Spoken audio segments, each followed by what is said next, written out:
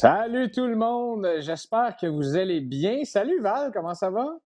Ben, ça va toujours très bien, moi, mon cher Greg. On est au mois de décembre finalement, on y est arrivé, on dirait qu'on finalement on voit la fin de 2020. Il est à peu près temps, on dirait, c'est une année qui aurait duré une décennie, mais bon, on est là, puis ce que j'aime, c'est qu'on a des beaux sourires, puis on a surtout un Oui. invité de marque aujourd'hui avec nous, Val. Écoute, notre invité est une légende de l'entraînement, non seulement au Québec, mais au monde également. Il fait des conférences partout dans le monde. Il a coaché des athlètes olympiques dans 28 disciplines différentes. Ça a été un coach de football. Il a même coaché au niveau strength coach, donc l'entraîneur et non l'entraîneur-chef, bien sûr, des Blues de Saint-Louis. Mais c'est Mhm. aussi un des sosies de Vin Diesel et c'est aussi un fan des Browns de Cleveland. Alors, je suis très excité qu'on reçoive finalement Christian Thibodeau. Christian, comment ça va? Va bien, toi? T'aimes mon décor? J'adore ton décor avec, d'ailleurs, ton chandail des Browns de Cleveland derrière toi. Et les gens qui nous connaissent sauront que tu fais ça pour m'envoyer une petite boutade, bien sûr, parce qu'on est des rivaux de division. Moi étant un fan des Ravens de Baltimore. Et d'ailleurs, Christian et moi, on s'envoie souvent des petites gageures comme ça sur les matchs de division de l'AFC Nord. Mais on n'est pas ici pour parler de la NFL. Oui, puis je suis bien contente Euh, de faire de ta connaissance, Chris, parce que Greg m'a souvent parlé de toi. Puis ça fait longtemps qu'on voulait t'inviter donc sur la balado des diffusions. Donc, merci d'avoir accepté notre invitation. Bienvenue aussi parmi nous aujourd'hui. Et je pense que les gens qui nous écoutent vont en prendre plein d'informations super pertinentes. Moi, la première. Donc, on a plein de questions pour toi, plein de sujets à aborder ensemble. Je pense qu'on va avoir beaucoup de plaisir de parler de tout ça. Mais pour le sosie, ça, par exemple, je n'étais pas au courant. J'avoue que c'est vrai. non. Le pire, c'est que je m'étais fait déjà demander pour faire son body double pour le Chronicle of Riddick, qui avait été filmé à Montréal, au Studio Mel's. Mais j'étais au Colorado à ce moment-là, donc j'ai pas pu me déplacer. Après ça, j'ai appris que ça payait 50 000 $, donc je me suis dit j'aurais peut-être dû faire un effort. Finalement, j'aurais dû me déplacer. Ça aurait payé le vol Intéressant. d'avion, ça c'est sûr. Exact, exact, ouais. Oui. Donc, Bon, pour les alors, Bon, gens par où super. qui commencer? le savent, moi, un des Vas-y. premiers articles que j'ai lu sur de Christian Thibodeau, c'était sur, je ne sais toujours pas si tu collabores avec ce site-là en anglais, T-Nation, qui est je veux dire, une bible de l'entraînement en anglais. Ça a été probablement le premier site web à publier. Et dans sa biographie, ça marquait Christian Thibodeau. Puis bien sûr, parce que son nom est en français, ça disait, c'est prononcé Thibodeau, donc T-E-E-B-O-D-O et non Vin Diesel. Et je Ah suis ouais. parti à rire quand j'ai vu ça. Euh, et ça fait déjà plusieurs années de ça. Ben, regarde, ça fait 20, j'ai Christian, écrit pour eux pendant 24 ans. 24 Oh, ans, wow. Seigneur, Ouais. OK. déjà, hein? Ça te rajeunit, cette date-là. Ben, je suis quand même bien conservé, je suis un bon vieux. Donc, tu as Euh, été plongé dans le monde de l'entraînement depuis des années, puis tu as probablement aussi assisté. On dirait que c'est un monde qui évolue constamment. Tu sais. Et c'est fou comment les mentalités changent. Je suis convaincue qu'il y a des choses que tu as écrites il y a 24 ans que là, ben, tu réviserais qu'est-ce que tu as écrit ou est-ce que ça a changé beaucoup pour toi, le monde de l'entraînement, En fait, plus que jamais? Ou... j'ai écrit des choses il y a 1 an que je regrette d'avoir écrit presque, parce qu'éventuellement, pas parce que c'est pas vrai, c'est parce que on apprend tellement des nouvelles choses que, disons, j'écris quelque chose qui, oui, ça fonctionne, mais sais-tu quoi? Il pourrait avoir une meilleure application encore, puis ça me fait de la peine un peu de pas avoir partagé cette nouvelle application-là. Mais je pense que c'est le propre de n'importe qui cherche Mhm. à s'améliorer. Mais ah oui, ça fait longtemps. J'en ai vu beaucoup des choses. Je sais que vous parlez un peu le CrossFit, le développement de ça. Je blague souvent que j'ai inventé le CrossFit. D'ailleurs, on pourra en parler plus tard. Mais c'est non, parle-en tout de suite. Vas-y donc, ben, continue, parce que j'aimerais ça.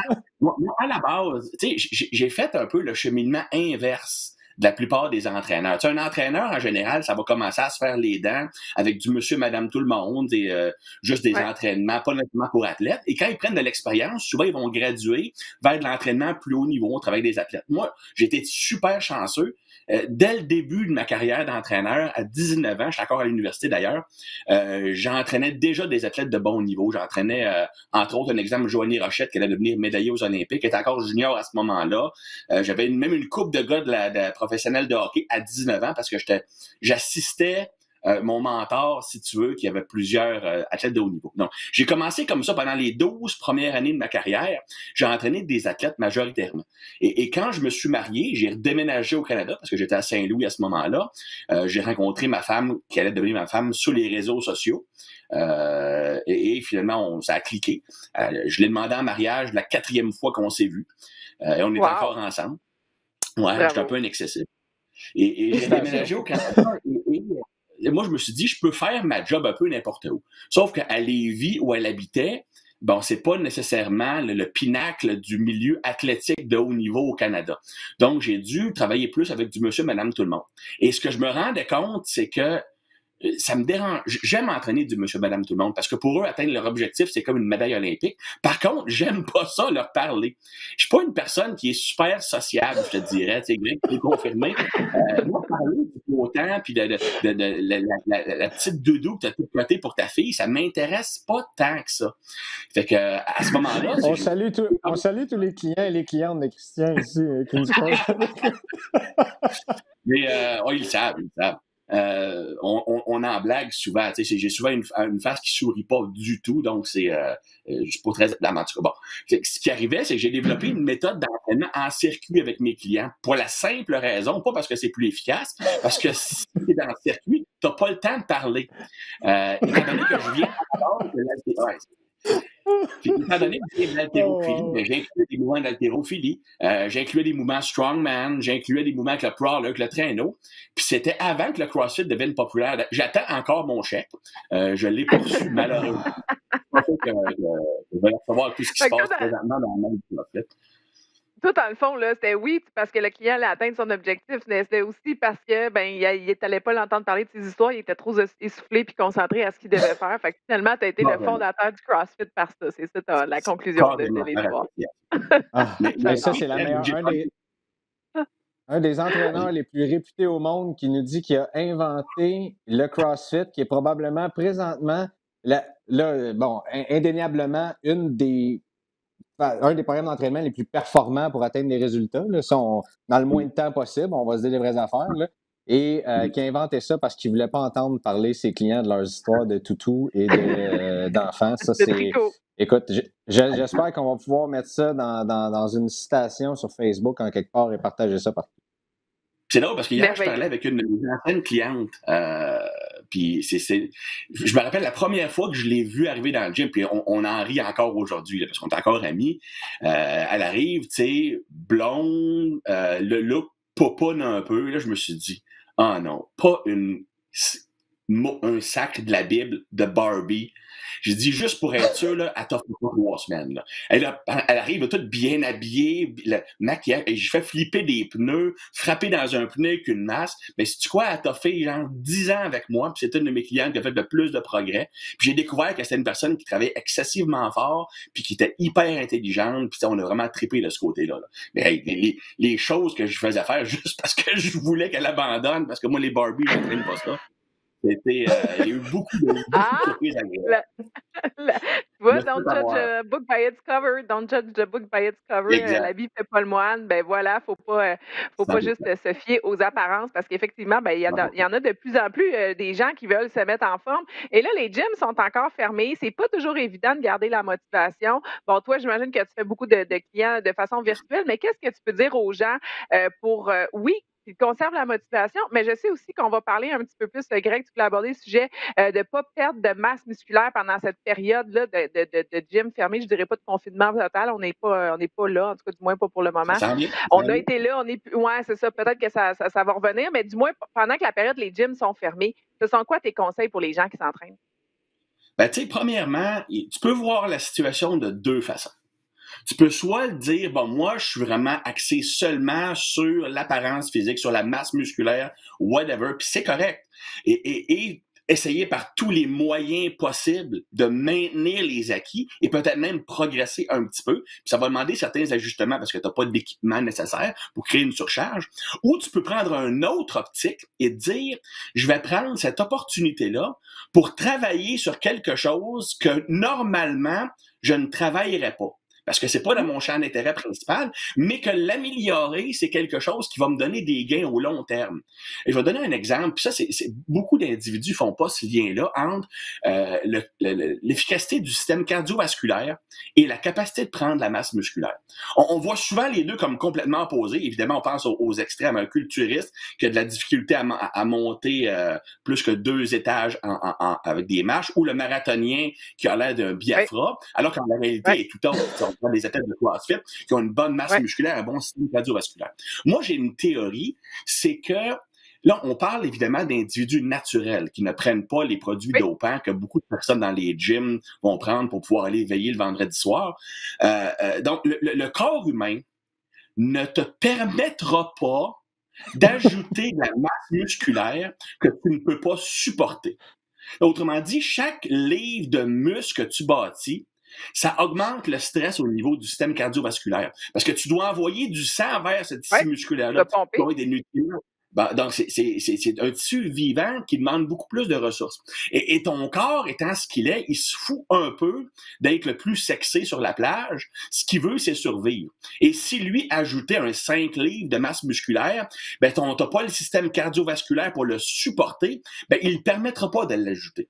Et je dis pas de devenir un marathonien, mais je dis qu'avoir un meilleur niveau de ce qu'on appellerait du conditioning, pas nécessairement de l'endurance longue durée, mais du conditioning, la capacité de faire du travail, de récupérer rapidement les séries, ces choses-là. C'est un investissement au long terme qui va te permettre dans le futur, quand tu vas retourner dans le gym, de bâtir plus de masse musculaire. Tu vas récupérer plus vite entre tes séries, tu vas récupérer plus vite entre tes séances, tu vas avoir une meilleure vascularisation du tissu musculaire, ce qui veut dire que je peux amener plus de nutriments dans le muscle pour le reconstruire. Donc, c'est un bon investissement. Puis ça, c'est juste une chose. On peut parler de mobilité aussi, on peut parler de vitesse. C'est ce que j'allais dire. Parce que j'allais dire, parler aussi de flexibilité. Il y en a beaucoup qui manquent, un grand manque de flexibilité. Donc, c'est peut-être le temps de travailler des choses, comme on dit, qu'on travaille moins. Puis quand tu dis l'aspect cardio, bon, est-ce que tu parles beaucoup de travail en intervalle, j'imagine, là, de vraiment varier, que ce soit la course, que ce soit... C'est une question intéressante parce que, regarde, on ne se le cachera pas, l'entraînement de style conditioning cardiovasculaire intense. Donc, ça peut être des intervalles, ça peut être un WOD de CrossFit, ça peut être des sprints, ou des circuits strongman. Moi, je pense que pour ton investissement de temps, ça donne plus de résultats que de faire un exemple de la longue durée. La longue durée va travailler beaucoup ton fond aérobique, mais quand tu fais des intervalles, tu vas avoir un petit peu de tout. Tu vas avoir, tu travailles l'efficacité du système aérobique, tu travailles sur la capacité de tolérer l'acide lactique, de récupérer rapidement des efforts intenses, peut-être potentiellement un petit peu plus de perte de gras, quoique c'est ouvert au débat. Par contre, le problème, c'est que quelqu'un qui n'a pas une bonne base de capacité aérobique, donc, quelqu'un que juste marcher un 30 minutes, là, ça les essouffle, ou quelqu'un qui est pas capable de jogger pendant 15 minutes sans prendre de repos, si tu le lances dans un intervalle, la réponse de stress du corps va tellement être élevée que les effets négatifs de l'entraînement vont être plus coûteux que les bénéfices potentiels. Donc, le cortisol va monter dans le plafond, là. C'est ça qui va arriver. Exact. Le cortisol puis l'adrénaline, parce que les deux vont ensemble. Le cortisol, c'est l'hormone de stress. Plus ton corps perçoit une situation comme dangereuse, donc quelque chose qui est beaucoup plus difficile que je suis normalement capable de faire, la réponse de stress est plus grande. Cortisol monte. Et ça va faire augmenter l'adrénaline. Les deux sont reliés ensemble. Plus j'augmente le cortisol, plus je monte l'adrénaline. C'est pour ça que quand tu es stressé, tu dors pas. Parce que le cortisol qui est relâché en toute situation de stress augmente l'adrénaline, le cerveau se fait aller. Et ça peut, entre autres, amener des problèmes de sommeil, du surentraînement, des choses comme ça. Donc, moi, je pense que oui, quelqu'un qui veut prendre le temps présent pour travailler sur son niveau de conditioning, éventuellement, on veut se rendre à l'intervalle. Mais c'est graduel. Commence par te mettre en bonne condition aérobique et en bonne condition explosive. Moi, je travaille les deux extrêmes. Donc, tu fais de l'endurance, mais tu fais de la vitesse aussi. Mais de la vitesse avec des temps de repos suffisants pour pas que tu aies de la difficulté à récupérer. Et graduellement, tu les rapproches ensemble pour aller vers l'intervalle, quand ton corps est prêt. Donc, qu'est-ce que tu dirais, par exemple, parce que n'importe qui, là, on nomme les fameux culturistes, là, les gens qui font juste de la masse musculaire. Toi, tu leur dirais, va courir 3 fois 5 km, puis essaye d'améliorer tes temps comme ça, 3 fois 5, pas dans une journée, là, mais bon, dans une semaine peut-être, d'avoir une bonne base aérobique à ce moment-là. Puis quand tu parles de vitesse, qu'est-ce que tu veux dire à ce moment-là? C'est de vitesse de course des sprints ou tu veux dire de lever des poids rapidement? Non, bien évidemment, si on parle de la situation qu'on n'a pas accès à des poids, on va parler plus des sprints. Évidemment, commencer pas un sprint maximum parce que tu veux maintenir une bonne technique. Surtout si tu penses à la personne qui manque de mobilité, qui manque de conditionnement, tu vas elle va faire un 60 mètres le plus vite que tu peux, tu vas faire un claquage immédiatement. Tu sais, c'est plus de la technique à 70% graduellement. Ça peut être faire des sauts aussi, des choses comme ça. Tu sais, il faut garder l'investissement au long terme parce que c'est sûr que, regarde, là, si j'ai un bro devant moi, puis le bro, lui, ce qu'il aime faire, c'est 27 de pipe. Puis je dis, hey, là, tu vas aller courir dehors, puis après ça, tu vas aller sprinter dans la côte à côté. À vrai dire, je me rendrai même pas plus loin que tu vas aller courir. Après courir, son cerveau vient de shut down, tu comprends? Oui, On a quand même un certain travail à faire au point de vue. OK, regarde, ça se peut que, parce que, évidemment, je vais faire des recommandations pour maintenir ta masse musculaire en plus de ça. Je dis pas de devenir un marathonien pendant le confinement. Il y a des moyens de garder ta masse musculaire. Sauf qu'il faut que tu vois plus loin que le bout de ton nez. Même si t'es plus flat, le gros, parce que tu fais pas tes 27 de curl puis que t'es allé courir dehors, au long terme, là, ça se peut que dans 6 mois, dans 1 an, ça a été un investissement qui fait que tu atteins un sommet plus élevé. Ayant un meilleur conditionnement physique. Tu récupères plus vite en tes trainings, puis aussi en faisant de l'entraînement explosif. Ça peut être des sprints, ça peut être des sauts, ça peut être des lancers. Tu prends un medicine ball, tu prends un sac que tu loads avec des choses, tu lances ça. Tout ce qui est explosif, là, tu développes la capacité du système nerveux à recruter les fibres musculaires rapides. Puis c'est les fibres musculaires rapides qui ont le plus gros potentiel de croissance. Donc, si tu deviens plus efficace à les recruter, oui, c'est pas en faisant des sprints que tu vas prendre de la masse, mais quand tu vas revenir dans le gym, tes muscles vont être plus réceptifs à cause que au point de vue neurologique, tu es plus efficace. C'est un investissement au long terme. Puis, même c'est un powerlifter ou un athlète de CrossFit, eux, ce qu'ils veulent, c'est pas nécessairement avoir des gros bras, c'est être fort.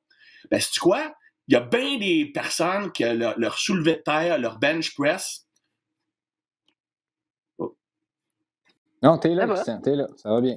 Moi, ça a comme disparu.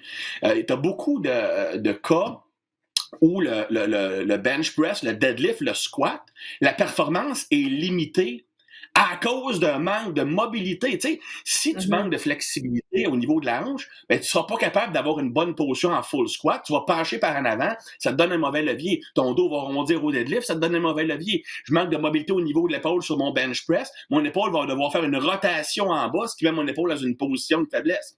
Puis c'est sûr qu'on n'a pas tendance à le faire naturellement parce que c'est pas le fun quand tu aimes le gym. Mais là, c'est quoi? Et là, l'opportunité de le faire, là. Et là, puis tu mourras pas. Ouais. Moi, cette année, Greg, tu le sais, je suis quelqu'un d'excessif. Je suis retombé dans le golf cette année. Le golf était ma première passion. J'ai vu ça partout sur tes médias sociaux. Hey, dude, j'ai mon sac de golf en arrière, puis j'ai littéralement 5 drivers. Tu sais, un driver, si tu connais ça, ça coûte 500$. J'ai dû acheter pour 5000$ de drivers cette année, puis c'est tellement excessif. Et quand j'ai recommencé à pratiquer, ben, sais-tu quoi? Je n'étais pas capable de faire des bons élans parce que ma mobilité était limitée. Fait que, sais-tu quoi? J'ai arrêté de lever des poids pendant 2 mois, complètement. Complètement, juste faire de la flex. Pour retrouver mon élan. Et quand j'ai retrouvé mon élan, j'ai recommencé à faire de la musculation, plus spécifique un petit peu. Et je suis pas mort d'avoir. Mais toi, tu es quelqu'un qui connaît ça. Ben non, t'es pas mort, mais quelqu'un qui connaît ça, ça peut être épeurant, par exemple. Puis je l'ai vécu moi-même là-dedans. Je suis pas un des bros, le big que tu parles là, dans tes descriptions un peu exhaustives du type d'athlète. Mais ça peut faire peur à un moment donné quand tu dis hey, ça fait 5 mois que j'ai pas touché une barbell. Là. Puis avant, ces 5 mois-là, ça en faisait 4 là, ou presque. Là. Donc, t'es là-dedans. J'ai bien beau faire des push-ups à la maison. J'ai des petits dumbbells ici que je sépare. Bon, c'est quand même drôle à dire, là, mais je sépare les poids avec ma blonde. Tu sais, je veux dire, on a des 15 livres. Là, qu'est-ce que tu veux qu'on fasse un moment donné? Et là, tu te dis, bon, je veux bien pas vouloir perdre de masse musculaire. Je veux pas peser 250 livres avec le six-pack, là, je ne veux pas être comme ça, mais ça fait quand même 12 ans que je m'entraîne, puis bon, on a des gains qu'on ne veut pas trop perdre. Donc, on se situe comment là-dedans pour pas trop avoir peur, pour pas trop s'inquiéter? Je veux bien aller travailler. Bon, je cours beaucoup depuis cet été, je fais beaucoup de vélo, donc la capacité aérobique est là, la mobilité aussi. Mais à un moment donné, quelqu'un qui il écoute le podcast en ce moment, il dit Christian Thibodeau me dit d'aller courir puis de faire du yoga. Peut-être qu'à un moment donné, on a besoin d'un petit peu. Attends, j'ai besoin de me rassurer, là, puis je veux quand même aller chercher ces contractions musculaires-là. Là. Je fais quoi à la maison? C'est un bon point. Puis, tu sais, c'est une chose qu'il faut comprendre, c'est que c'est possible de maintenir ta masse musculaire avec de l'entraînement bodyweight ou avec des petites charges si tu as le guts de pousser tes séries au point où ils doivent être poussés. Je t'explique. OK? Tu as plusieurs mécanismes qui peuvent stimuler la croissance musculaire. OK? On peut les mettre dans deux grandes catégories. La première catégorie, c'est des stress mécaniques. Et la deuxième catégorie vont être des stress métaboliques. Par mécanique, on parle majoritairement du dommage musculaire. Tu brises ta fibre, tu crées des dommages aux muscles quand tu lèves des poids, et ton corps, pour s'adapter, va se reconstruire plus fort. Okay? C'est la méthode traditionnelle qu'on connaît. Et oui, cette méthode-là, pour être optimisée, tu as besoin de créer une surcharge. Parce que un des facteurs, dans le fond, je t'explique, j'essaie de faire ça très, très simple, c'est que ce qui va faire que tu vas causer des dommages musculaires, c'est que, tu vas créer une contraction muscle. Quand je lève mon poids, disons, je fais un bench press, je lève la barre en haut, mon muscle est contracté, et une fois qu'il est contracté, j'ai des ponts qui se créent entre les actines myosines de chaque fibres musculaires, c'est pas super important, mais j'ai une tension au niveau de chaque fibre musculaire. Ensuite, ce que je veux faire, c'est que je veux étirer la fibre pendant qu'elle est tendue. Donc, je descends ma charge, mais il faut que je la descende sous contrôle pendant qu'il y a une bonne charge qui force mon muscle à demeurer tendu. Si je perds la tension pendant que j'étire ma fibre, je cause moins de dommages. C'est le fait de l'étirer pendant qu'elle se contracte qui crée du dommage musculaire. Et si la charge n'est pas assez importante, je ne crée pas assez de tension dans le muscle, j'ai pas beaucoup de dommages qui se créent. Donc, c'est sûr que pour ça, tu n'as pas le choix ou tu dois avoir une résistance suffisante. Et pour beaucoup de personnes, le bodyweight ne sera pas suffisant. Donc, et même chose avec des élastiques, par exemple. Élastiques que j'utilise beaucoup à la maison, mais à un certain point, c'est pas ça qui cause du dommage musculaire. Tu as une autre façon de stimuler la masse musculaire qui s'appelle les facteurs métaboliques. Par métabolique, je parle d'accumulation d'acide lactique dans le muscle, accumulation de facteurs de croissance, qui sont des hormones qui sont relâchées par le muscle quand le muscle est sous stress, quand le muscle a une grosse dépense énergétique, quand le muscle a une privation d'oxygène et quand le muscle a une accumulation de lactate à l'intérieur. Quand ces trois facteurs-là sont présents, je relâche mes hormones qui vont faire stimuler l'hypertrophie. Donc, avec du léger ou du body weight, tu peux stimuler la masse musculaire, mais il faut que tu te rendes au point où tu relâches les facteurs de croissance. Tu es obligé d'aller à un point où tu as une accumulation maximum de lactate dans le muscle. Okay? Et là, on parle d'efforts qui vont durer entre 45 et 90 secondes sous tension. Et non seulement ça, c'est que dans cette période-là, faut que tu atteignes l'échec musculaire. Donc, un exemple, tu fais des bodyweight squats, ben tu y vas jusqu'à temps que ça monte plus. OK? Ou encore, tu fais des pauses isométriques à la fin, il faut que ça brûle, il faut que ça chauffe. Plus ça brûle, plus tu vas relâcher des facteurs de croissance. OK? Donc, c'est pour ça que je dis que ça fonctionne du bodyweight, ça fonctionne du poids léger, mais c'est pas tout le monde qui est capable de rendre ça efficace parce qu'il faut que tu atteignes un haut niveau de douleur pour que ça fonctionne. Tandis qu'avec un entraînement avec des poids, tu n'es pas obligé de te rendre là. Parce que ça va être beaucoup plus long aussi quand, mettons que tu utilises une petite charge là, ou que tu utilises ton poids du corps, là, ben c'est ça, tu dis un 70 à 90 secondes, ça va être une répétition, mais là, tu n'as pas fini tes reps, tu n'as pas fini, ben, ton entraînement au complet va durer plus longtemps aussi, là. Ben, pas nécessairement, dans le sens que, oui, ta série elle-même va durer 70 secondes. Oui, c'est plus long, c'est absolument. C'est sûr que tu as peut-être moins de séries, mais c'est sûr que l'entraînement est plus long, il est plus inconfortable. Tu sais, est-ce que, mettons, tu vas prendre des jumping squats, là, vas-tu le rentrer dans ton développement parce qu'on parlait d'explosion. Bon, c'est un bel exemple, là, les jumping squats, tu vas travailler l'explosion absolument. Tu vas travailler avec ton poids du corps aussi, mais dans le fond, ça serait de faire des jumping squats, pas jusqu'à temps que ton cardio soit plus capable, c'est vraiment jusqu'à temps que tes jambes soient plus capables, ou ça, tu le calcules pas là-dedans parce que tu n'es pas sous tension constamment? C'est super bonne question, effectivement. Puis oui, c'est absolument 5 séries maximum jumping squat. C'est-tu horrible comme entraînement, ça, on va se dire? Moi, je viens de l'école de pensée à la base. J'étais un gars de développement de puissance, puis développement d'explosion, développement de force. Pour moi, les mouvements explosifs, je n'utilise pas ça en endurance. Donc, je ne voudrais pas faire des séries qui vont durer 70 secondes. Puis moi, faire des sauts lents, c'est pas dans ma façon de penser, tu comprends? En même temps, si tu vas dans une zone lactique puis que tu fais des sauts, la technique va se dégrader, le risque de blessure augmente, surtout qu'une personne qui n'a pas une bonne base de conditionnement. Moi, ce que je ferais, par contre, c'est que j'utiliserais ces sauts-là comme façon d'activer mon système nerveux avant de faire le bodyweight, et ça va rendre le bodyweight plus efficace. Je t'explique. Okay? Dans le fond, ton système nerveux, plus tu le stimules, plus lui, il va aller rapidement. Tes neurones vont vite, tu recrutes mieux tes fibres musculaires ils fire plus rapidement, les fibres musculaires rapides sont plus faciles à les recruter, donc je performe mieux. C'est de l'activation. Meilleur exemple, si tu fais un snatch, ben tu pourras pas faire ton PR à ta première série. T'sais, même si t'es bien échauffé, c'est qu'il faut que graduellement tu actives ton système nerveux, puis à la fin, t'es plus fort. Bon. Fait que tu peux faire tes squat jumps au début de la séance. Tu fais, disons, 5 séries de 5, le plus explosif que tu peux. Là, ça réveille ton système nerveux. En fait, le rythme cardiaque va être augmenté, puis là, t'es rendu dans la zone. Là. L'entraînement explosif, c'est la meilleure affaire pour te mettre dans la zone. Mettons que tu compétitionnerais dans un sport de force, de vitesse ou whatever, là, avant de faire, disons, ton snatch sur la plateforme, fais un saut vertical le plus possible, je peux te garantir que tu vas être prêt. Okay, bon.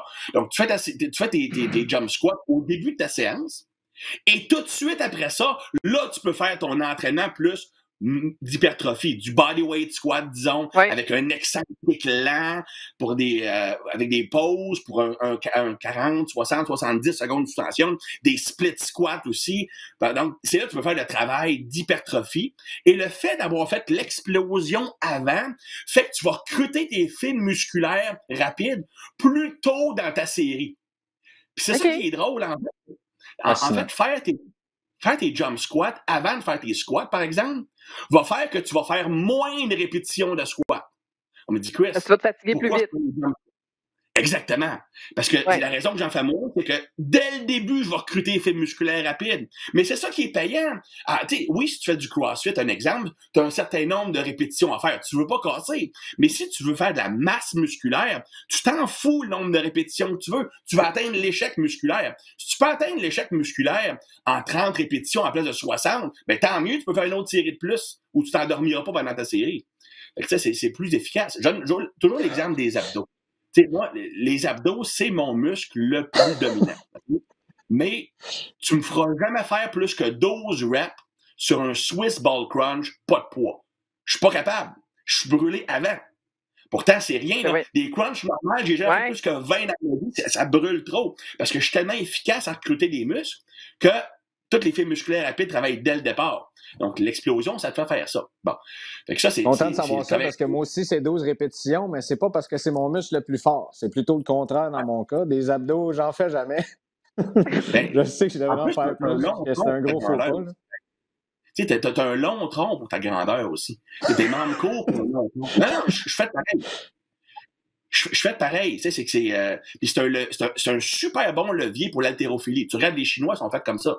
OK? Puis tu regardes juste l'haltérophilie. Moi, ça me fait rire parce que je sais que tu voulais parler un peu d'haltéro. Ceux qui connaissent un petit peu ça savent qu'il y a plusieurs écoles de pensée dans la technique. Hein? Tu sais, les Chinois, beaucoup plus upright, beaucoup plus vertical, utilisent beaucoup plus les quadriceps, beaucoup plus rapidement sous la barre. En fait, ils créent beaucoup moins de hauteur de barre. Ils vont tout de suite en dessous de la charge. Tu regardes plus les Bulgares ou les Russes, eux vont utiliser beaucoup plus la chaîne postérieure, le tronc plus parallèle au sol. Beaucoup plus de dos, beaucoup plus de tirage de dos. Beaucoup plus de dos. Mais tu regardes, c'est que génétiquement parlant, les Chinois en général, les Asiatiques, les Coréens, c'est la même chose. Le tronc est long, les membres sont courts. Ça favorise beaucoup un tirage chaîne antérieure, quadriceps, et plus rapidement sous la barre parce qu'ils peuvent maintenir une bonne position de tronc et poser une penchée. Tandis que le Russe où traditionnellement les Européens de l'Est, des membres longs, un tronc court, doivent être beaucoup plus penchés par en avant, plus chaîne poste pour tirer, ben eux, c'est beaucoup plus long pour pouvoir aller en dessous de la barre. Donc, doivent naturellement créer plus de hauteur.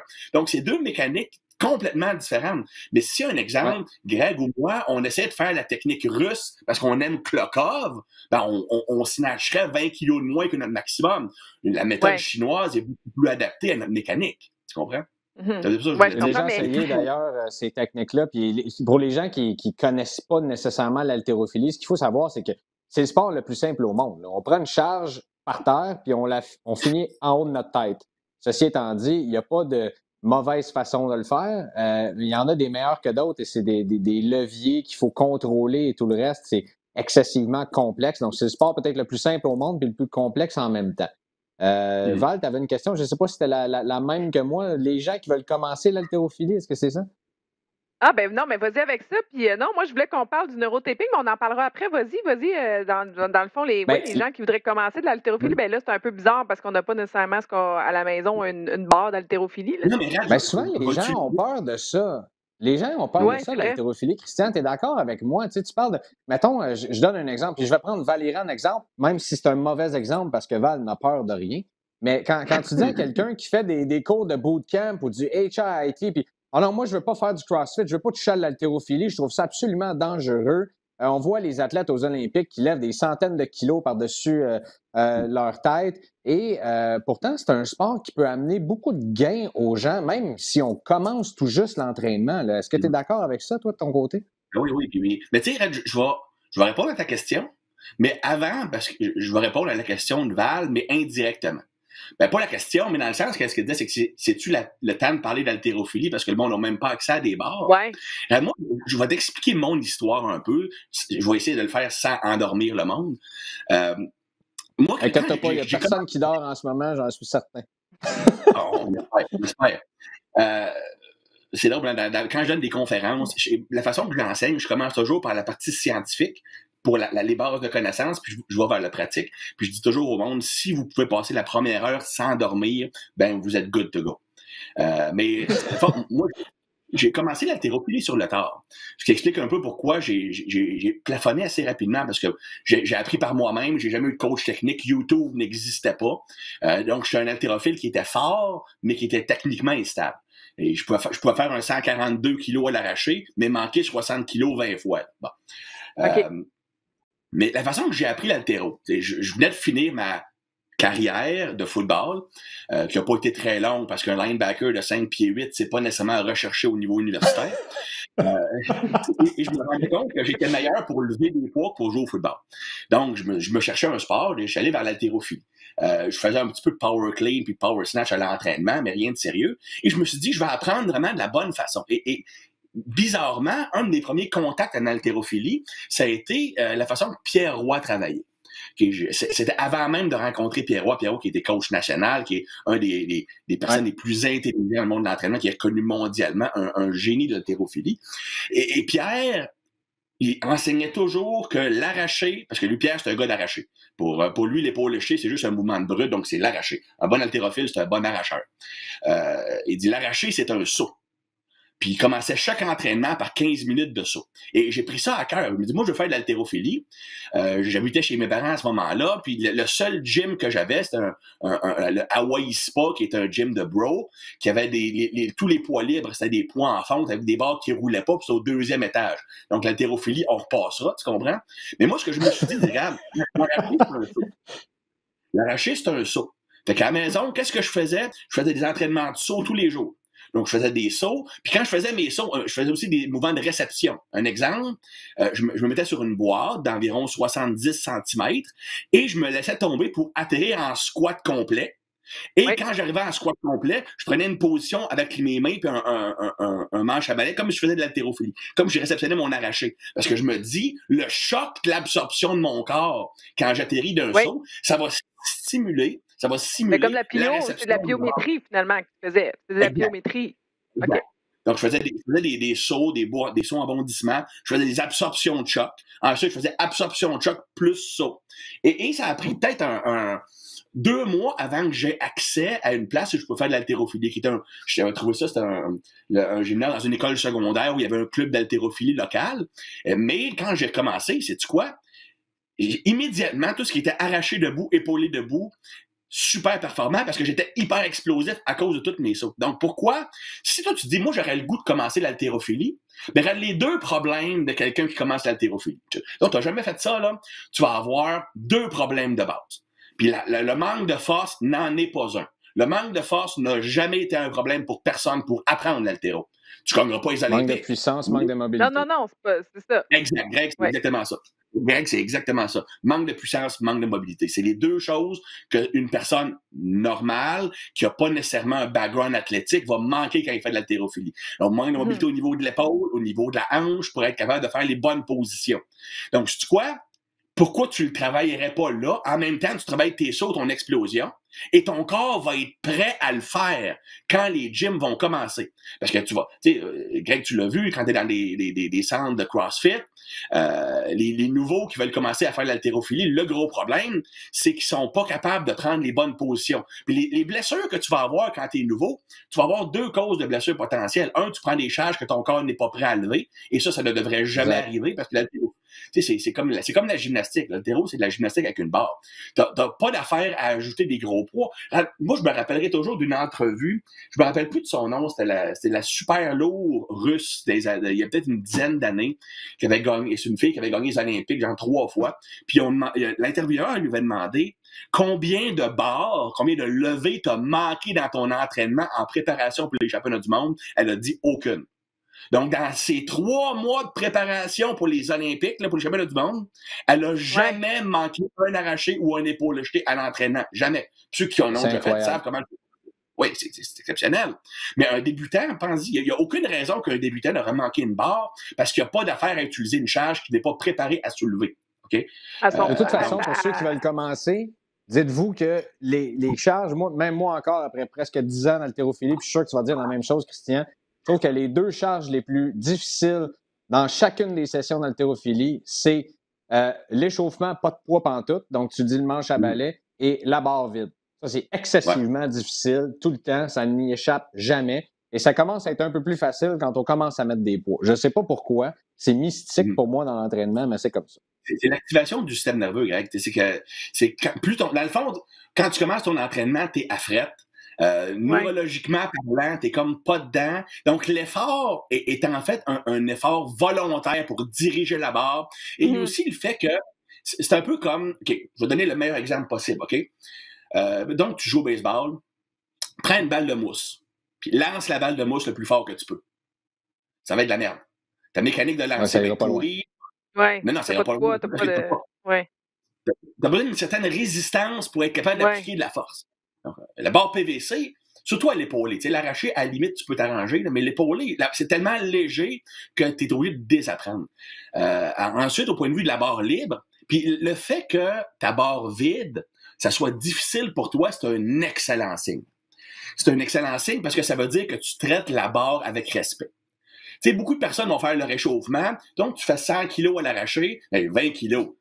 Pour me concentrer, ils font ça un peu à la botche, ça vaut 0. Tes séries de préparation, pas de l'échauffement, c'est de la préparation. Chaque répétition, même à barre vide, respect the bar. Chaque répétition doit être exécutée comme si tu allais faire ton 100 kilos.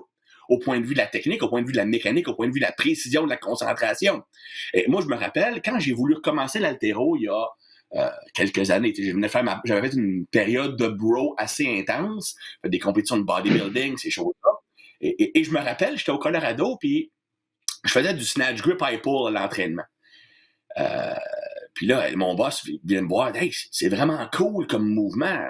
Faudrait qu'on filme ça. Tu sais, le monde, même qui connaissent pas l'haltéro, peuvent faire ça. C'est violent, c'est vraiment cool. J'avais genre 100 kilos à la barre. Puis il dit, ça serait cool. Ah, tu vois, mon gilet des Browns vient de tomber. Ça, finalement. J'espère juste que c'est un signe pour en fin de semaine. Ouais, c'est ça. Fait que là, j'avais genre 100 kilos à la barre. Il me dit, quoi, ça serait vraiment cool si tu filmerais quelque chose de hot, genre 180 kilos.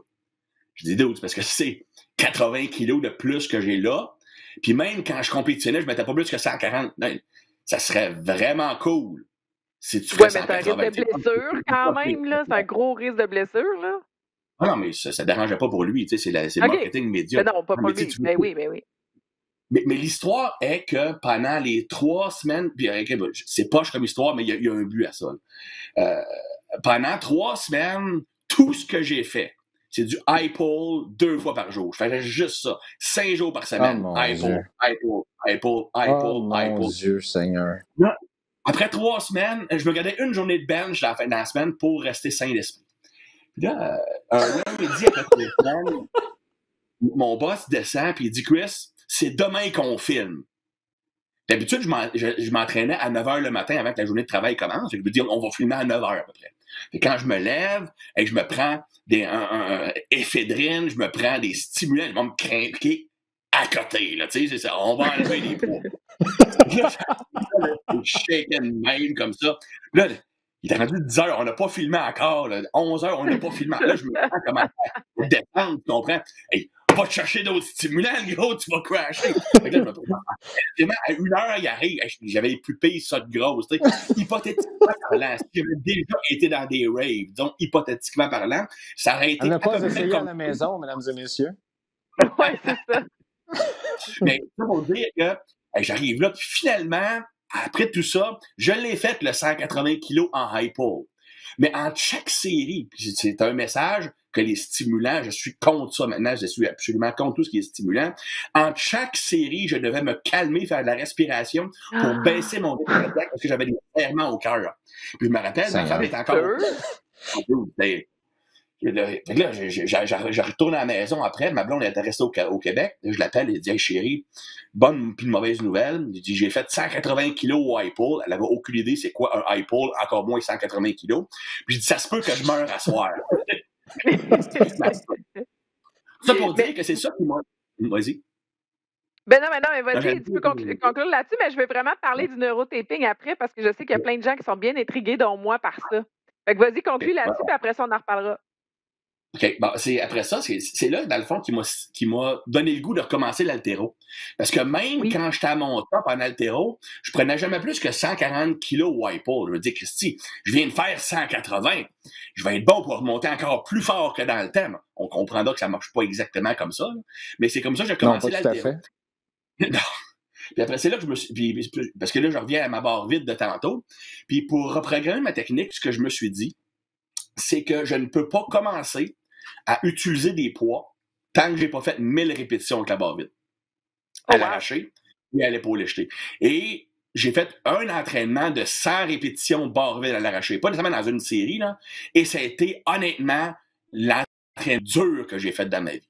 100 répétitions barre vide à l'arraché et 100 répétitions barre vide à l'épaule jetée. Avec un focus technique, j'étais en transpiration et c'était l'enfer.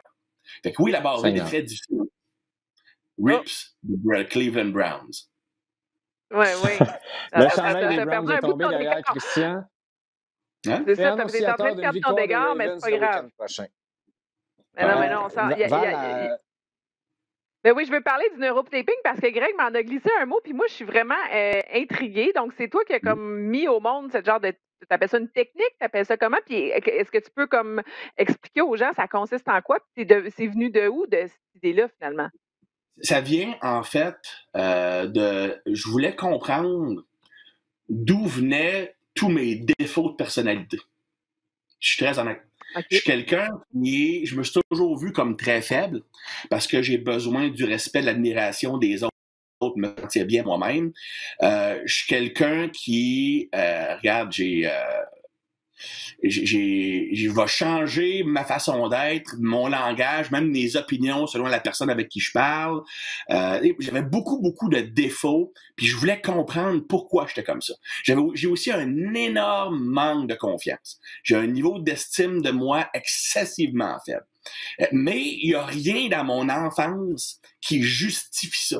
Tu sais, souvent, on va dire quelqu'un qui manque de confiance, c'est quelqu'un qui a eu des expériences négatives étant jeune, c'est quelqu'un, ou encore quelqu'un qui recherche toujours l'attention des autres, c'est quelqu'un qui n'a pas eu de l'amour de ses parents, whatever. Moi, regarde, là, honnêtement, j'ai rien à dire, j'ai eu une enfance super. Des bons parents, Financièrement, ça allait bien. J'étais un très bon étudiant, j'étais un bon athlète, j'avais beaucoup d'amis. Mais depuis que je me rappelle, j'ai toujours eu un problème d'estime de moi. Et je voulais comprendre ces choses-là. Puis dans le fond, l'autre chose était que, bon, comme on a mentionné dans l'intro, j'ai travaillé avec des athlètes dans 28 ou 29 sports différents. Et je me suis toujours rendu compte que, sais-tu quoi, tu peux pas entraîner tous les athlètes de la même façon. Puis je parle même pas des besoins de ton sport, je parle de la personnalité. Tu sais, certaines personnes, eux, ils ont besoin de pousser une série à l'extrême. D'autres ont besoin de faire du volume à côté. D'autres vont avoir besoin de faire un épisode grec, tu as vu ça en CrossFit. La personne a besoin de faire un warm-up de 75 minutes pour se sentir mentalement prêt à faire son workout. Je me rappelle, il y avait un couple, il y a un gars et une fille de CrossFit qui s'entraînaient au gym, dans un des gyms que je travaillais. Puis je me rappelle, je disais la joke traditionnelle, c'était un gars et une fille, ils étaient en couple tous les deux ensemble, puis leur warm-up durait environ 80 minutes. Je dis, peux-tu imaginer la durée des préliminaires? Peux-tu imaginer ça va être épouvantable.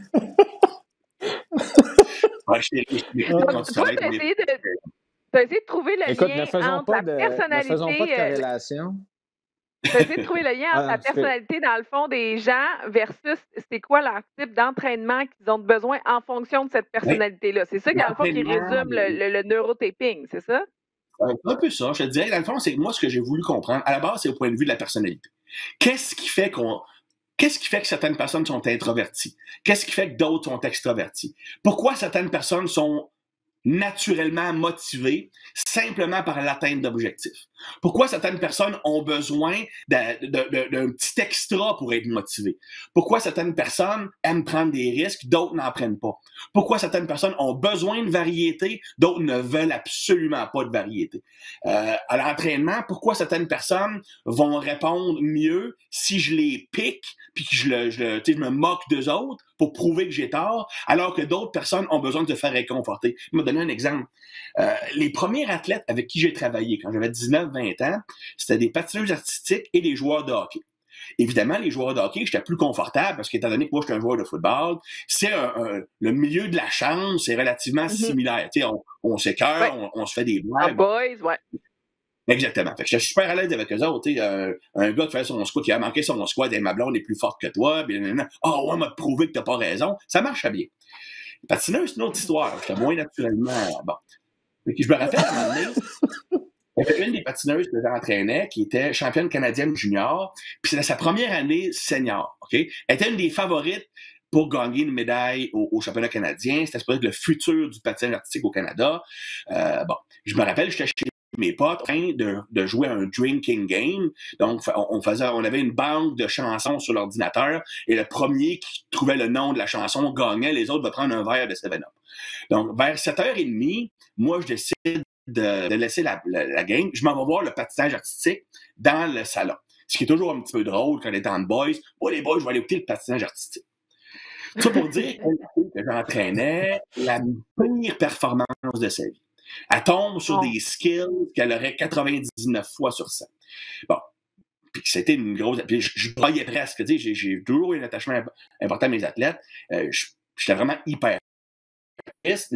On s'entraîne et j'ai fait la même chose que j'aurais fait avec mes gars de hockey. Bon, on va travailler la stabilité puis le corps parce que certaines personnes ici tombent un petit peu trop sur la glace. Donc, ça a pris 3 mois avant qu'elle m'adresse la parole et 6 mois avant qu'on puisse avoir un working relationship. Je commençais dans le milieu, tu sais. C'est là que j'ai compris que, regarde, tu peux pas faire les mêmes de coaching.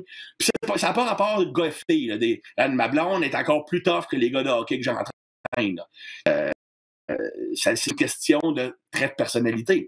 Même au point de vue de l'apprentissage, je me rappelle, je coachais 2 héros, 2 bonnes amies niveau. Il y en a une, fallait que j'explique les moindres détails et que j'utilise une progression de 28 micro-exercices pour qu'elle apprenne le mouvement. L'autre, plus je coachais, moins elle était bonne.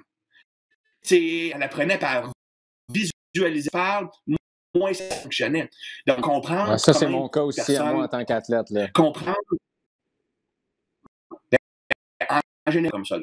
Les meilleurs athlètes sont des athlètes qui vont beaucoup plus par visualisation. Quelqu'un qui est comme ça, là, puis je peux expliquer au point de vue de ce qui se passe, ils vont maintenant regarder un athlète faire de l'arraché. Tu vas regarder les championnats du monde sur YouTube. Tu regardes ça, puis tu regardes... non, je ne me rappelle plus Liu Jiajun. Tu regardes Liu Jiajun. Liu Jiajun, ben oui, j'espérais que tu nommes celui-là. Ouais, bon, on s'en a dit que c'est la plus belle. Bon, tu vas le regarder et tu peux ressentir ce que ça ressent quand tu fais les mouvements. Tu ressens le monde dans toi, tu comprends? Tu es capable de comprendre le mouvement en le regardant. L'apprentissage par modélisation, mais c'est pas tout le monde qui est comme ça. Ça demande que certains neurotransmetteurs soient élevés, entre autres l'acétylcholine, qui est le neurotransmetteur qui te permet d'apprendre par visualisation, principalement parce que l'acétylcholine va venir augmenter l'activité qu'on appelle les neurones miroirs, qui sont les neurones qui fait que tu peux apprendre simplement en regardant quelque chose. Anyway, je rentrerai pas dans la grosse physiologie complexe, on va vraiment faire partir tout le monde. Mais tout ça pour dire que le neurotyping, c'est ça. J'ai voulu comprendre, OK, les traits de personnalité, pour moi, sont majoritairement dus à la réponse émotionnelle de ton cerveau. Et la réponse émotionnelle à différentes situations va dépendre de l'équilibre chimique de ton cerveau. On a des produits chimiques dans le cerveau qui s'appellent les neurotransmetteurs, qui sont les messagers de ton cerveau. Et tout dépendant de l'efficacité de certains de ces neurotransmetteurs, ben, tu vas avoir plus d'anxiété, moins d'anxiété, tu vas prendre plus rapidement, moins rapidement, tu es plus colérique, tu es plus empathique, tu es plus extraverti, tu es plus introverti. Et c'est cet équilibre-là qui va faire ce que tu es. Il y a une grosse composante génétique. Oui, tes expériences de vie vont avoir un impact, mais majoritairement sur ta façon de réagir. Les émotions que tu vas ressentir sur le coup, ça dépend majoritairement de ton profil neurologique. Fait que moi, ce que j'ai voulu faire, c'est... Oui, c'est ça. Mais tu as catégorisé, finalement. Tu as réussi à déterminer des catégories? Psychologie, de tests psychologiques. À la base, mes deux parents sont psychologues. Et mon père avait un bureau de ressources humaines. Et son travail était l'évaluation des différents profils de personnalité. Et j'ai travaillé avec lui. D'ailleurs, le test que j'ai développé, je l'ai développé avec mon père. Et on a construit des profils de personnalité, mais pas selon juste le profil psychologique, selon quels neurotransmetteurs sont faibles, quels sont forts, quels sont dominants, quels sont manquants, ces choses-là. Parce que moi, c'est quand je comprends l'impact de ces neurotransmetteurs-là sur la performance, ben sur le volume, tolérance à l'intensité, sur le type de motivation, ça me permet d'adapter le type d'entraînement. Comme quelqu'un qui a un exemple, système dopaminergique. Dopamine, c'est le transmetteur du plaisir. Quand tu accomplis un objectif, quand tu as une tâche que tu veux faire et que tu la réussis, tu as un relâchement de dopamine, ça donne une sensation de plaisir et ça te donne le goût de le refaire. Le monde qui sont naturellement motivés simplement par l'atteinte d'objectifs. Tu sais, moi, là, okay, je veux monter mon arraché à 110 kilos. Là. Puis juste faire sur 110 kilos-là, c'est une assez grosse motivation pour travailler comme un défoncé pendant 3 mois, souffrir, avoir les mains déchirées. Même si tu fais ton 110 kilos, puis il n'y a pas un chat qui le voit, et dans ton sous-sol, tu vas être aussi content que si tu as gagné le championnat du monde. Ça, c'est quelqu'un qui est motivé intrinsèquement seulement par l'atteinte de l'objectif. Ça, c'est quelqu'un qui a un système dopaminergique hyper efficace. Son corps, il est tellement sensible à la dopamine que la réponse de plaisir suite à l'accomplissement d'un objectif est immense. Fait quand c'est dur, quand tu as un setback, quand tu es supposé faire 90 kilos puis tu le manques, ben sais-tu quoi? Tu n'abandonneras pas. Tu vas continuer à pousser parce que subconsciemment, ton cerveau sait que l'atteinte de l'objectif en vaut la peine. Prends le contraire. Quelqu'un qui a un système dopaminergique qui est faible, donc tu n'as pas une grosse réponse de plaisir, ben le moindrement que quelque chose est dur, tu vas abandonner. Parce que subconsciemment, ton cerveau se dit, la réponse de plaisir que je vais avoir en bout de ligne n'en vaut pas la peine. Okay? Mm-hmm. C'est là que la motivation extrinsèque rentre en ligne de compte. En réalité, la motivation est-ce que ça peut changer, ça, Christian? Oui, absolument. Mettons, là, on place parce que toi et moi, on se connaît depuis plusieurs années, mais si, admettons, lorsque je compétitionnais en CrossFit, puis je mets des gros guillemets là-dessus, j'avais des objectifs, il y avait tout ça qui était là-dedans. Est-ce que j'étais un certain type d'athlète qu'aujourd'hui, je me suis donné comme objectif cette année, je veux pas trop perdre de masse musculaire, puis je vais courir un 5 km en bas de 20 minutes. Donc, c'est à peu près ça que j'ai fait. Puis je veux dire, j'imagine que si tu m'avais évalué en 2015-16 puis que tu m'évalues aujourd'hui, ça a peut-être évolué. Puis la même chose avec Val, là, je veux dire, il y a plusieurs années. Puis aujourd'hui, lorsque elle a tous ses engagements à RDS à faire, elle est maman de 2 enfants, tout ça, peut-être que ça change, là. Ben, moi, puis absolument, puis je vais faire un parallèle avec moi-même. J'ai une situation une situation un petit peu similaire. Alors, on attend notre 2e enfant. Au point de vue professionnel, j'ai un bon succès. Dans le passé, là, j'aurais fait n'importe quoi pour lever plus lourd ou pour être plus musclé, parce que j'avais besoin de ça pour me sentir bien, me sentir Pour te valorisé. valoriser. Ouais. Maintenant, c'est quoi? Regarde, là. Je suis quand même relativement connu mondialement. Business, ça va super bien. Je vais avoir bientôt 2 enfants. Mon mariage est top shape. Tu sais, j'ai comme plus besoin de ça. Tes priorités ont changé, en fait. C'est tes priorités qui changent. Et ton mode de vie aussi. On s'entend qu'avec des enfants, ton mode de vie aussi change. Fait que c'est comme si par le fait même, ta priorité change. C'est pas, quand on parle Toujours de aussi priorité, beau, par contre. Hein? Je te remercie. Toujours aussi beau, par contre, ça n'a pas changé. Je suis moins bronzé. Mais regarde, c'est parce que quand on parle des priorités qui changent, oui et non. Okay, oui, mais les priorités vont changer parce que ton cerveau va instinctivement mettre une attention prioritaire sur ce que lui va lui donner, ce qu'il recherche. C'est un exemple.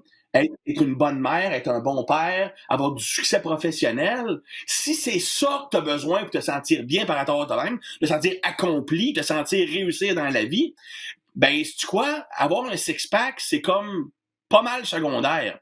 Mais c'est simplement parce que ton cerveau a décidé, j'ai un autre objectif qui est plus important. Oui, exact. C'est ça, jamais une priorité. Oui, mais souvent, c'est subconscient. Parce que tu en as beaucoup qui en ont 2 enfants, qui ont 3 enfants, puis sais-tu quoi? Ils demeurent axés sur eux-mêmes quand même. Et c'est pas tout le monde qui devient des bons parents puis qui change de façon de vivre. Puis encore là, beaucoup, le profil psychologique a un rapport avec ça. Donc, mais oui, ça change. Je veux dire, un exemple, juste au point de vue alimentaire. J'étais le pire nazi de l'alimentation de l'histoire du monde. Et j'aurais pu manger du poulet et du brocoli 6 fois par jour pendant 3 ans, parce que dans ma tête, si je mangeais pas ça, j'allais plus être cote, puis le monde allait plus m'aimer, ce qui est un peu ridicule comme façon de penser. Mais mon cerveau fonctionnait comme ça. Et évidemment, j'avais des débordements alimentaires incroyables, parce que je pouvais me priver pendant 3 mois. Mais ta triche après était folle, là. Quand toi, tu trichais, tu devais tricher comme un enragé. Mon record personnel, 27 livres en 6 heures. Mesuré pour la science. Tu sais, j'ai pesé avant et après. 27 livres en 6 heures. Mais tu sais, ce qui arrive, c'est que ça c'est combien de cupcakes? Moi, c'est ce que je veux savoir. Hein? T'as combien de cupcakes en tout? Ben, j'ai commencé avec 2 douzaines de beignes en partant, tu sais. Mais... je peux te dire sincèrement, parce que tu sais, ce 27 livres-là, là, tu le stockes pas, ton corps ne peut pas stocker autant d'énergie. J'ai honnêtement appris ce que c'était un accouchement le lendemain. Parce qu'il y a une bonne partie de 27 livres. Ouais, ça, la douleur, là. On va enlever un peu la douleur là-dedans. Bon, je me situe présentement entre Valérie et Christian, et c'est un sujet dont je ne veux absolument pas me prononcer, mesdames et messieurs. C'est beaucoup trop grave. Hey, ma seule expérience d'accouchement, c'est quand ma femme a accouché, là, et regarde, pas d'épidurale, elle était dilatée à 10, elle était en train de prendre des selfies, puis elle appelait ma mère. Là. Donc, dans ma tête, j'ai un accouchement... c'est l'exception à la règle quand même, là. On s'entend, là. Ouais. c'est quand même une exception. Il y en a des comme ça, mais c'est l'exception à la règle. Oui, mais le pire, c'est qu'elle a poussé pendant 4 heures, ça sortait pas, finalement, ils ont fait la ventouse à frette. Là, ça n'a pas été super confortable. Mais ma blonde, c'est le Terminator. Ma blonde, c'est le Terminator, pour vrai. Là. C'est une ancienne gymnaste. C'est une fille, je me rappelle. C'est une fille de CrossFit, mais tu sais, c'est intermittent. C'est pas une tripeuse d'entraînement. Mais je me rappelle qu'elle s'était pas entraînée pendant 9 mois. Retourne au CrossFit. Hey Chris, on a testé notre 1RM au Power Clean. Comment t'as fait? 175 livres. Après 1 an, pas d'entraînement. Pas mauvais. Tu sais, c'est excellent, pour ceux qui ne savent pas. C'est naturel. Hey, super intéressant, Christian. Merci beaucoup. Écoute, Greg, on a quand même jasé pendant un bon bout. C'était vraiment intéressant. Tu sais, je sais qu'avec toi, Chris, j'ai l'impression qu'on peut jaser pendant des heures. Puis tu as plein d'histoires et d'anecdotes cocasses à nous raconter. C'est vraiment le fun, en tout cas. J'ai bien ri cet après-midi. La première fois que j'ai passé Christian en entrevue, La première fois que j'ai passé Christian en entrevue, je lui envoie la liste de questions. Il me dit Greg, il y a juste un problème. C'est quoi? Il dit jamais de ma vie, j'ai parlé pendant juste 15 minutes. Il va falloir que tu me coupes, n'hésite pas. C'est le problème. Ben écoute, Merci, on Christian. peut en apprendre pendant des heures avec toi. Fait qu'au plaisir de te reparler en 2021. Et si jamais les gens veulent te suivre ou te rejoindre, ton site Internet, c'est quoi la meilleure façon pour eux de le faire? Ben, il y a tibarmy.com, qui est le site Internet. J'ai encore des articles sur tnation.com aussi. Ma chaîne YouTube, que je commence à mettre un petit peu plus d'effort, c'est Coach Christian Thibodeau ou Tibarmy. Je mets 1 ou 2 vidéos par semaine où j'explique différents sujets sur l'entraînement. Évidemment, sur Instagram, où je mets beaucoup de photos de fessiers puis des choses comme ça. Il faut gagner notre vie. Hein? C'est soit ça ou un compte OnlyFans. Instabase, Christian Thibodeau, mesdames et messieurs. Ouais, Comment ça coûte? Merci. Hey, merci, Christian. Moi, j'ai génial. beaucoup appris, puis je suis pas mal certain que les gens qui ont été à l'écoute également en ressortent beaucoup plus informés. Bien sûr, super bien. Merci beaucoup. Au plaisir de t'en parler bientôt. Salut. Yes. Hey, joyeuse fête, tout le monde, si on ne s'en voit pas avant 2021. Joyeuse Enfin, une fête. nouvelle année. Bye, tout le monde. Bye.